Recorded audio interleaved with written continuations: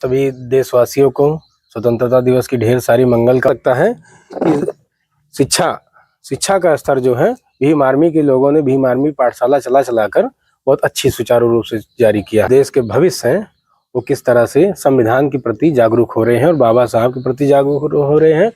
और तमाम बच्चों ने जो अपनी प्रस्तुति पेश की उससे देखकर बहुत खुशी की बात है कि हमारा देश के जो आप सभी साथियों को जय भीम। प्यारे साथियों, आज 15 अगस्त है। आप सभी लोगों को 15 अगस्त की बहुत बहुत बधाई। आज हमारे साथ आजाद समाज पार्टी के जिलाध्यक्ष एवं बीकापुर विधानसभा प्रत्याशी देवेश कुमार पिंटू जी हैं और ग्राम सभा गोपालपुर में एक स्वतंत्रता दिवस का कार्यक्रम था, उस कार्यक्रम में उपस्थित हैं। आइए हम जानते हैं आज के कार्यक्रम को लेकर के माननीय देवेश कुमार पिंटू जी। बहुत बहुत आपका स्वागत है। बहुत बहुत धन्यवाद। और आप सभी देशवासियों को स्वतंत्रता दिवस की ढेर सारी मंगल कामनाएं। और इस ग्राम सभा में अभी जो ध्वजारोहण का कार्यक्रम किया गया भीम आर्मी निःशुल्क पाठशाला में, और यहाँ नन्हे मुन्ने बच्चों ने जो अपनी प्रस्तुति पेश की उससे देखकर बहुत खुशी की बात है कि हमारा देश के जो बच्चे हैं, जो इस देश के भविष्य हैं, वो किस तरह से संविधान के प्रति जागरूक हो रहे हैं और बाबा साहब के प्रति जागरूक हो रहे हैं। और तमाम बहुजन महापुरुषों और देश के क्रांतिकारियों के बारे में उनको जानकारी जिस तरह से है, ऐसा लगता है कि शिक्षा का स्तर जो है भीम आर्मी के लोगों ने भीम आर्मी पाठशाला चलाकर बहुत अच्छी सुचारू रूप से जारी किया है। और मैं पुनः सभी देशवासियों को बधाई देना चाहूँगा इस स्वतंत्रता दिवस के अवसर पर, 15 अगस्त के अवसर पर। आप सभी को ढेर सारी मंगल कामनाएं। मैं देवेश कुमार पिंटू, आजाद समाज पार्टी कांसीराम जिला अध्यक्ष एवं विधानसभा प्रभारी के रूप में इस समय बीकापुर 274 से मैं अपनी दावेदारी पेश कर रहा हूं। मैं आप लोगों से अपील भी करना चाहूंगा कि आप लोग बढ़ चढ़कर हिस्सा लें और भाई चंद्रशेखर जी के हाथों को मजबूत करें और भीम आर्मी आजाद समाज पार्टी को आगे बढ़ाएं। माननीय अध्यक्ष जी, आज से लगभग 80 साल पहले देश आजाद हो गया था, लेकिन कहीं ना कहीं लगता है कि देश अभी भी आजाद नहीं है। देखिए, हमें अंग्रेजों से तो आजादी मिल गई थी जी, लेकिन आज की जो समय जो सरकार है वो कहीं ना कहीं हमको फिर से मानसिक गुलाम बना कर रखी। जो डर का माहौल बना हुआ है इस सरकार में, तो इससे अच्छा था कि इससे अच्छा तो अंग्रेज थे। अंग्रेजों ने कभी शिक्षा पे टैक्स नहीं लगाया, कभी उन्होंने दूध पे, खाने पीने की चीजों पे टैक्स नहीं लगाया।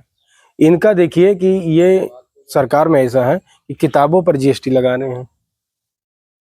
जिस तरह से बहुत दुखद बात है, बहुत दुख की बात यह है कि वो लोग क्या करते थे, उन्होंने व्यापार के रास्ते बनाए, सड़कों का निर्माण किया, रेलवे लाए, तमाम प्रकार के न्यायालय बनाए, स्कूल खोले।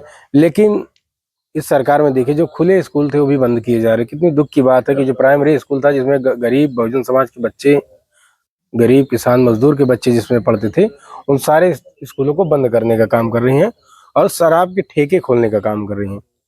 तो इससे ये होता है कि इनको मानसिक रूप से अपाहिज बनाया जाए। 5 किलो राशन का लालच दे रहा। अभी सुनने में आ रहा है कि चुनाव से पहले 50-50 हजार महिलाओं के खातों में देने का उत्तर प्रदेश के मुख्यमंत्री द्वारा पहली किस्त 20,000, फिर टुकड़ों में 10-10 हजार करके देंगे। जैसे बिहार के लोगों को देकर जिस तरह उनको अपाहिज बनाया, उनके वोट को चुरा लिया। उसके छल बल के साथ जिस तरह से वहाँ अपनी सरकार बनाई, मनमानी कर रही, खूब लूट घसोट कर रहे हैं, उसी तरह से यूपी में करना चाह रहे हैं। लेकिन मैं यहाँ की जनता को सावधान रहना चाहूँगा, अगर आप 50,000 उनसे ले लेते हो तो आपको फिर से आपके आने वाली पीढ़ियों को गुलामी करने पड़ेगा। आपके बच्चों का भविष्य बर्बाद हो जाएगा। ये आपकी जो सुविधाएं हैं, जो स्कूल हैं सरकारी, वो भी सब बंद हो जाएंगे। आपको केवल दारू के ठेके खोले जाएंगे और जो पैसा आपको मिला है उससे आपको उनके यहाँ की गुलामी करना पड़ेगा। उसका लगान, उसका जो होता नहीं अंग्रेजों के द्वारा जैसे लगान होता था, उसका यहाँ पे सूद ब्याज सहित आपको उनको देना पड़ेगा, कई गुना देना पड़ेगा।